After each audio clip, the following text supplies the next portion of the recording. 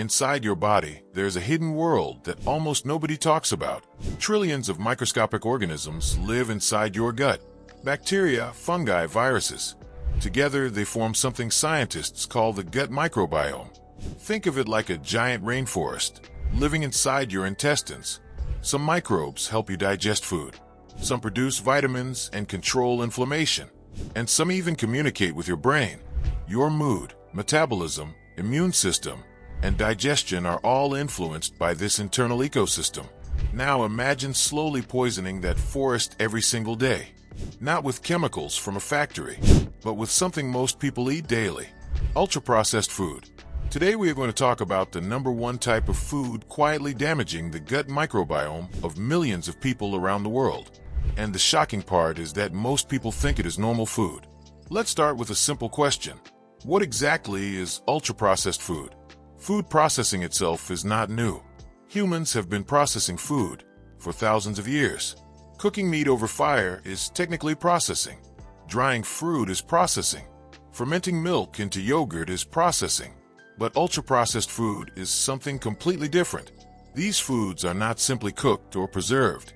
They are industrial formulas. They are built inside factories, using ingredients that rarely exist in normal kitchens. Many of them start with real foods like corn, wheat, or soy.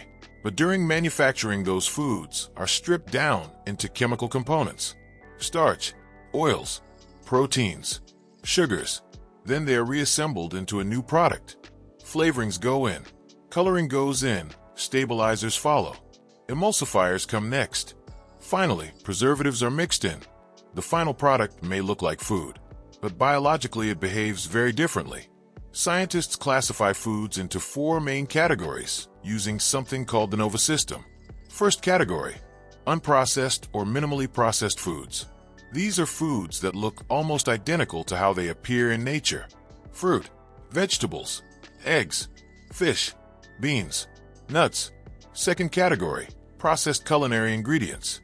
These are basic ingredients used for cooking. Take salt, sugar, oil, butter. Third category: processed foods.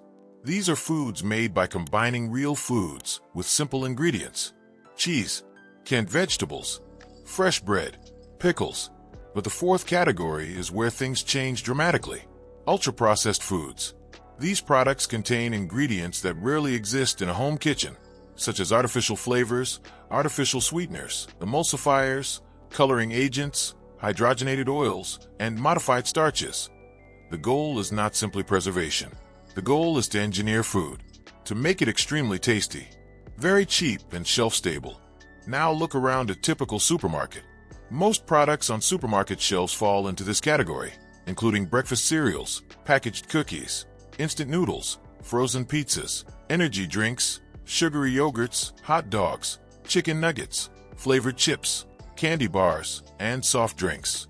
Even foods marketed as healthy, like protein bars, flavored oat packets, low-fat desserts, and artificial sweetener drinks, can still be ultra-processed.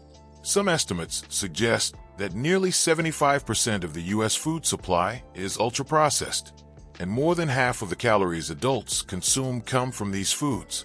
Among children, the number can exceed 60%.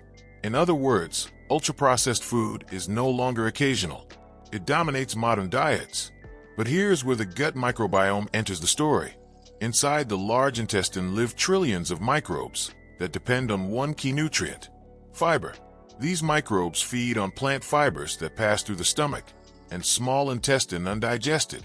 When microbes ferment this fiber, they produce important compounds called short-chain fatty acids. These molecules help regulate inflammation, protect the intestinal wall, support immune function, and even influence brain chemistry. But ultra-processed foods usually contain almost no fiber. Refined grains are stripped of it. Sugars replace it. Artificial ingredients also replace it. So, when someone eats large amounts of ultra-processed food, something very simple happens. The gut microbes begin to starve. Imagine feeding a rainforest nothing but sugar water. The biodiversity collapses. In healthy guts, there are thousands of different microbial species. But studies show that diets high in ultra-processed food reduce microbial diversity. And diversity is extremely important. Scientists often compare the gut microbiome to a forest. A diverse forest can survive storms, pests, and disease, but a forest with only a few species is fragile. The same principle applies to the gut. Low microbial diversity has been linked to inflammation, digestive problems, metabolic disorders, and even sleep disturbances. Some studies have also connected reduced gut diversity with shorter lifespan, but lack of fiber is only part of the problem. Ultra-processed foods also contain additives that appear to directly affect the microbiome. One major group of additives is emulsifiers. These substances help ingredients like oil and water mix together. They are extremely common in packaged foods, helping keep ice cream creamy, bread soft, sauces from separating, and products stable for longer shelf life. Thousands of supermarket products contain them, but research has raised concerns about how these chemicals interact with gut bacteria. In animal experiments, scientists found that certain emulsifiers cause bacteria to move closer to the intestinal wall. Normally, microbes stay separated from the gut lining by a protective mucus barrier.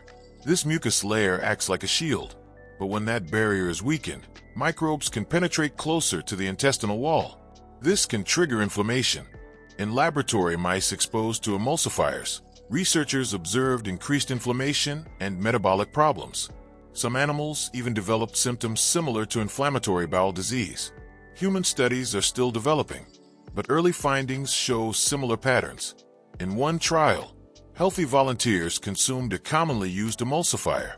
Researchers observed changes in their gut microbiome and reductions in beneficial bacterial activity. Another large observational study involving more than 100,000 adults found that higher exposure to emulsifiers was linked with increased risk of type 2 diabetes. Another research involving more than 90,000 adults reported possible associations between emulsifier consumption and certain cancers, including breast and prostate cancer. These studies show correlations, not absolute proof of causation, but the patterns are strong enough to concern many scientists. Another problem is what researchers call the cocktail effect. Food additives are usually tested individually for toxicity, but in real life, people consume dozens of additives every day, including colorings, flavor enhancers, artificial sweeteners, and preservatives. These chemicals may interact with each other inside the gut. Scientists are only beginning to understand these combined effects. Early laboratory research suggests that mixtures of additives may increase cellular stress and damage. Then there is another issue. Ultra-processed foods are extremely easy to digest. Many are already broken down during manufacturing. Grinding, extrusion, heating, and chemical treatment make the food structure very soft. This means the digestive system does very little work. The food moves quickly through the stomach and small intestine. Sugars are absorbed rapidly. Blood glucose spikes.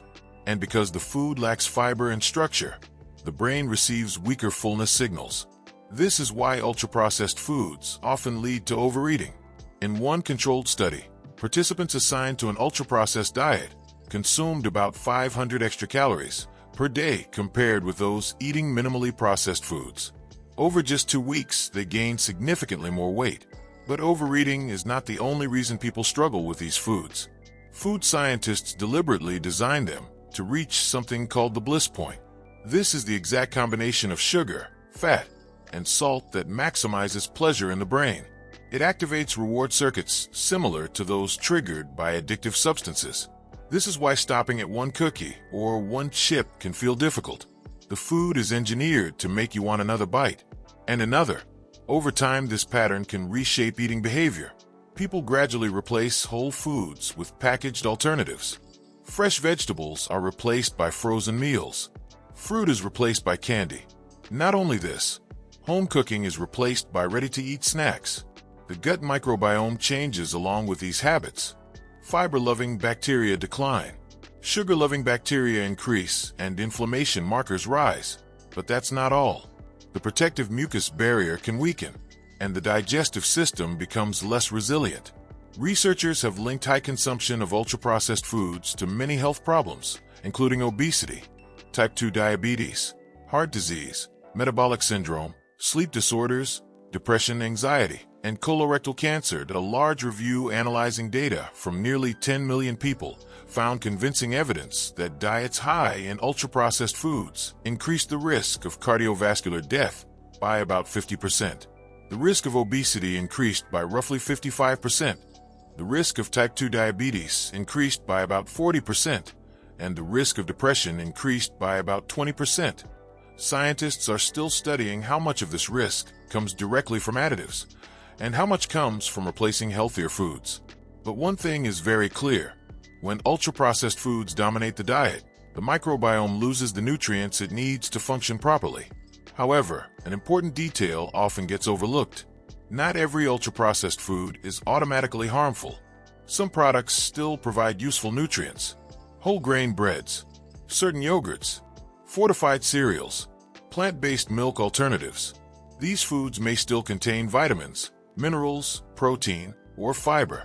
So, the real issue is not the existence of processing itself. The issue is the scale of ultra-processed consumption.